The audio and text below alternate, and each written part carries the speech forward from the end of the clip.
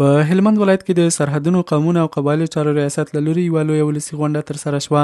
د قومونو ترمنځ د یووالي، د شخړو د حل، د اسلامي نظام د بقا او د ولس د هوساینې په موخه دغه غونډه جوړه شوې چې د قومونو او قبایلو چارو وزارت څخه راغلي پلاوي، قومي مخورو او ګڼ شمېر ولسي وګړو پکې ګډون کړی و. د یادې ولسي غونډې پر مهال ولسي وګړو د اسلامي نظام شکر ادا کړی او ویلي دي چې د امنیت د ټینګښت ترڅنګ په دې ولایت کې قومي شخړو ته د پای ټکی ایښودل شوی دی. د یادې ولسي غونډې پر مهال د هلمند والي الحاج مولوي امان الدین منصور د خپلو خبرو پر مهال ویلي د اسلامي قوانینو له مخې د ټولو قومونو او سمتونو مسلمانان سره وړونه دي. نوموړی ډاډ ورکوي چې اوس په هېواد کې دغه اسلامي قوانین په بشپړه توګه عملي شوي دي او لا هم د ولسي شخړو د حل په برخه کې د اسلامي امارت مسؤلینو خپلو هڅو ته دوام ورکړی دی. و الله تبارک و تعالی در سوره حجرات کې اکثر آداب اسلامی و اخلاق اسلامی در این سوره ذکر می‌گردد. اونجا هم برای ما و شما توصیه کرده و فرموده لا یسخر قوم من قوم عسى ان يكونوا خيرا منهم ولا نساء من نساء عسى ان يكن خيرا منهن.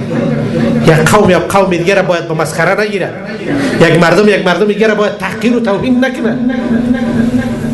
چرا همگی انسان است، همگی باز مسلمان است. همداراز د سرحدونو قومونو او قبایلو چارو وزارت د جرګو او قبایلو چارو د همغږۍ معین الحاج مولوي محمد علي جان وایي د وزارت د اسلامي امارت پر راتګ سره تر دې مهاله 3390 شخړې د قومي مخورو، دینی علماو او د شخړو حل ته د ټاکل شوې کمیټې په مرسته حل او فصل شوي دي. نوموړی وایي اسلامي نظام د ولسونو ستونزو ته د رسیدو په موخه خپله ژمنتیا ثابته کړې ده. موږ تاسو ته خدای جل جلاله اسلامي نظام راکړ. دا د اسلامي نظام د اساساتو نه ده، د اصولو نه ده، د شرایطو نه ده چې اسلامي نظام به مسلمانانو ته خدمات وړاندې کوي او د مسلمانانو مشکلات ورته حل کوي. نن الحمدلله هر وګړی د اسلامي امارت دا ستاسو په خدمت کې چې لګیا ده، ځان یې ستاسو د خدمت لپاره وقف کړی ده. هغه دغه پیژني چې موږ مسؤلین یاستو، دا زموږ باندې د دغه ملت حق ده.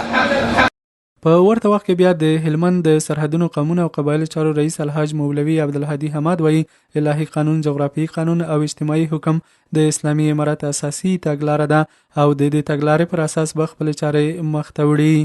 الهي امر خدا ده چې مسلمان ته مشکل جوړ سړی مشکل ورحل کړي. اسلامي همدردي خدا ده چې په معاشره کې مشکل جوړي، فتنه جوړي. د مسلمان لپاره اخوت او ورورولي او نصح الله جل جلاله دا بلل ثواب ورکوي، جنت یاړي چې هغه مشکل ورسره حل کړي. نو که د هر هېواد د هر دولت څخه په داخل کې زموږ مشکلات جوړېږي، د قومونو په مابین کې جوړېږي، د دې اسلامي نظام په مابین کې جوړېږي، د معاشرې په مابین کې جوړېږي، دا یو بربادي ده، دا یو تباهي ده. بل پلو بیا د هلمند علماو شورا مرستیال شیخ مولوي محمد ګل محمدي وایي د اسلامي امت لپاره را لېږل شوی یوازینی قانون قرآن کریم دی چې د همغږۍ تر ټولو اساسي تګلارې پکې بیان شوي دي. که د وطن په لحاظ کې وګر د یو وطن کېدای نو څوک د ژبې په لحاظ کې وګر په یوه ژبه کېدای نو څوک د رنګ په لحاظ کې وګر په یوه رنګونه، که د طبیعت په لحاظ کې و طبیعتونه سره جلا دي. د همغږۍ اساس قرآن دی، د همغږۍ اساس د رسول الله صلی الله علیه و آله وسلم احادیث دي، د همغږۍ اساس د صحابه کرام رضی الله تعالی عنهم رویت.